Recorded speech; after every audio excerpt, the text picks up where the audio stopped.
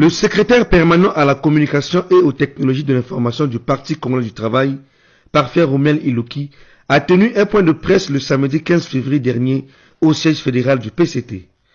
Au menu de ce face-à-face avec la presse nationale et internationale, les questions qui défraient la chronique politique. Répondant à une certaine opinion qui milite pour le report de la présidentielle de 2021, le PCT rejette en bloc cette assertion. En clair, parler d'un éventuel report de l'élection présidentielle à quelques mois de cette échéance serait simplement une absurdité de trop. Mais pourquoi c'est une absurdité? Eh bien, simplement parce qu'il y a là question d'apprécier l'illégalité et même en mieux l'inconstitutionnalité, ou sinon la logique illogique de nos amis de l'opposition congolaise, en lançant cet appel. Tenez. L'article 5, alinéa 1 de la Constitution dispose que la souveraineté nationale appartient au peuple qui l'exerce au moyen du suffrage universel par ses représentants élus ou par voie de référendum. Aucune fraction du peuple, aucun corps d'État, ni aucun individu ne peut s'en attribuer l'exercice. C'est la Constitution, c'est assez clair. Cette disposition interdit donc tout Congolais, même pas nous-mêmes, ou à un groupuscule de Congolais, quel qu'il soit, d'engager la nation dans les questions touchant à la souveraineté nationale, à l'instar de la modification de la Constitution, même d'une petite disposition de la Constitution.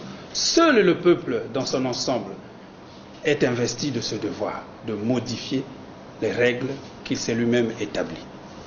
Eh bien, l'article 5, justement, de notre Constitution suscité, définit deux moyens pour lesquels le peuple peut exercer cette souveraineté.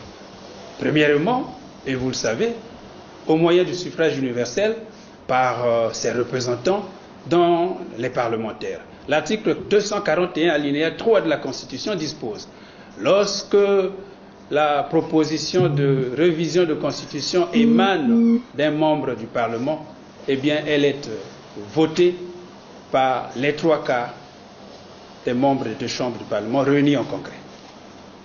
Deuxièmement, au moyen du référendum sur initiative du président de la République. Alors, sauf cas de force majeure, toute prolongation du mandat du président de la République au-delà des 5 ans sans consultation du peuple constitue donc une violation flagrante de la Constitution. Le président de la République est, comme vous le savez, au terme de l'article 64 de la Constitution, garant de l'indépendance nationale, de l'intégrité du territoire, de l'unité nationale, du respect de la Constitution, des traités et accords internationaux. À cet égard, il ne devrait donc pas accepter l'appel de l'opposition au report de l'élection présidentielle de 2021. C'est un grand piège tendu contre la République, contre la Constitution. Ce serait simplement une violation de la Constitution dont il est le garant et donc il est appelé à faire respecter au titre de l'article 64 tel que le cité tout à l'heure.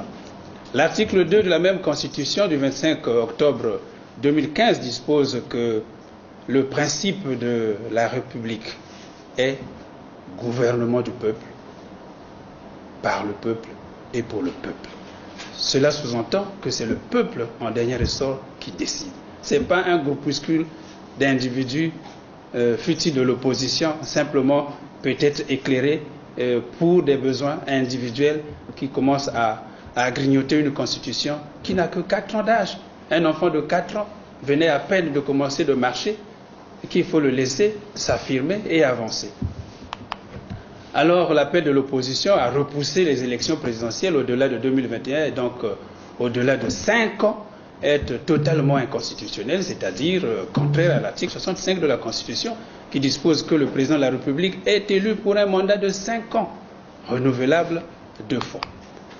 Parler donc du report de la présidentielle de 2021 à quelques mois de cette échéance, surtout au moment où notre pays ne présente aucun symptôme de crise allant dans le sens du blocage des institutions, relève tout simplement des pratiques d'une autre époque. Suivez mon regard. On comprend, il y en a qui sont habitués à ce genre de pratiques.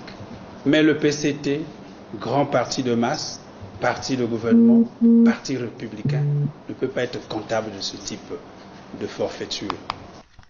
S'agissant du dialogue, le PCT a précisé Parfait Romuel Iloki y adhère. sauf que celui-ci doit se faire dans un cadre légal. Pour ce qui concerne le dialogue, justement, la position du Parti congolais du travail est claire. Le dialogue dans notre pays est encadré par la Constitution du 25 octobre 2015 et par la loi organique numéro 30-2017 du 7 août 2017. Et il est permanent. Le dialogue est totalement permanent. Il se pratique au quotidien. Et ceux qui demandent à leur manière et qui colorent un dialogue avec leur pinceau sont connus et sont les mêmes qui nous font des mauvais procès et ne sont pas capables d'interpréter la loi. Vous vous souvenez que tout un président de la République a ouvert son palais qu'à toute la classe politique. Et il y en a quand même qui ont trouvé du toupet de ne pas aller discuter avec le président de la République. Les faits sont récents.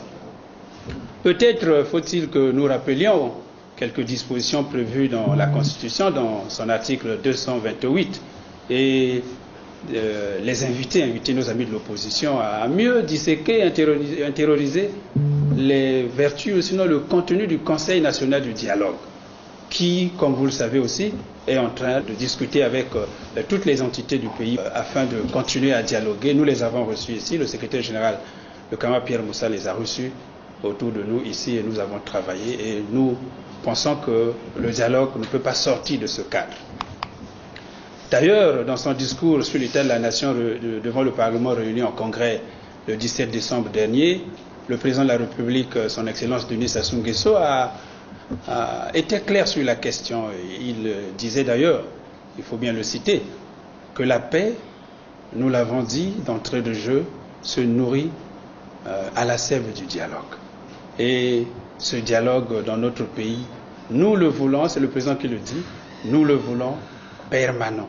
C'est dans ce but donc qu'il a été institué, bien sûr, le Conseil national du dialogue. Fin de citation. Donc, quand nous disons que le président Denis Sassou Nguesso est un homme de dialogue, ce ne sont pas en tout cas les incantations ou une dose de religiosité. Non, ce sont des faits. Souvenez-vous que c'est lui qui signa la convocation de la conférence nationale souveraine. Souvenez-vous aussi que c'est encore lui qui, de tout temps, nous appela au dialogue. En 2009 à Brazzaville, en 2011 à Evo, à Dolisie, en 2015 à Sibiti et il y a 2 ans, en 2017 à Ouessou. Ceux qui crient à réclamer le dialogue, nos frères qui crient à réclamer le dialogue aujourd'hui, sont ceux qui reprendront certainement aux abonnés absents le moment venu. Et nous savons de quoi nous parlons. Souvenez-vous de l'exemple de tout à l'heure. Tout un président qui ouvre son palais à la République et aux partis politiques, et il y en a qui trouvent des raisons pour ne pas aller discuter et de dialoguer avec le président de la République. En tout cas, au regard de l'histoire récente des dialogues, l'opposition n'a pas de leçons, n'a pas suffisamment de leçons à donner au Parti congolais du travail sur la question. Même pas les incendiaires de la trempe du vice-président du RDD en train de se promener avec un couteau dans un village paisible. Et ce n'est pas normal que la presse ne dénonce pas ce genre de choses. Ce pays a vécu trop de choses pour ne pas de temps en temps repartir, ressasser les vieilles histoires qui ont des mauvaises couleurs. Le vice-président du RDD, vous me permettez simplement d'ouvrir une parenthèse sur ce parti, un petit groupuscule clanique qui est totalement déserté par la plupart de ses cadres et qui veut